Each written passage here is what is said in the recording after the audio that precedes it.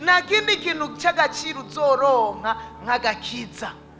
Oya, kigiki imodoka bagonga ikahinduka igipapuro.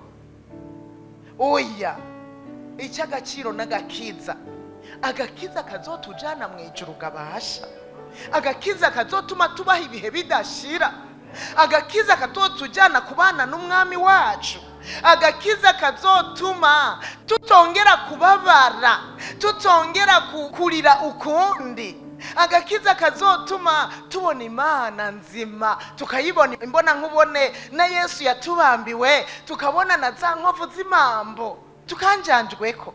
Dushira imbere bitagira umutwe n'amaguru, akaba ari byo dushira imbere. Abantu baravuga ngo twabuze amahera ya bus yo kuja gusenga, muga amahera ya bus yo kuja kuramutsa umugenzi bavuga ubusutwa akayaronka.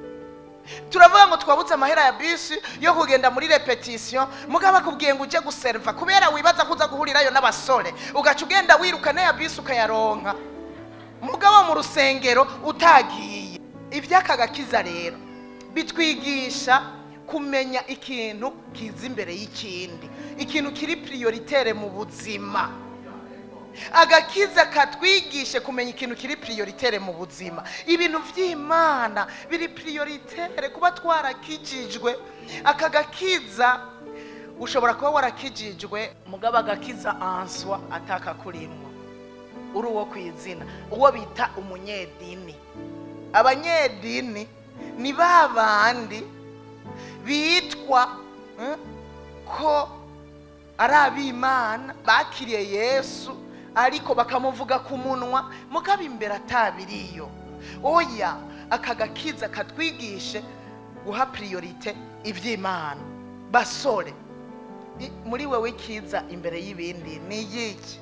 Ubwo sagasheri ufise wanyegeje, siko mu mutima kokifye cya kibanza cyose sheri na ya mitima urizuba hani hara n'ibindi bizina. Ubuki busosukura waramuriye usanga arasose. Tuzoza turababaza mubise bahana yagusoseye sangabi. Ikibanza cyose ugasanga niwe wagihaye. No, ikibanza cya mbere ni icy'Imana, ni cya Kristo Yesu yaduhaye ako gakiza, yitanze ku bwacu. Ibindi byose n'abandi bose barakurikira, ariko yabanje kuja imbere.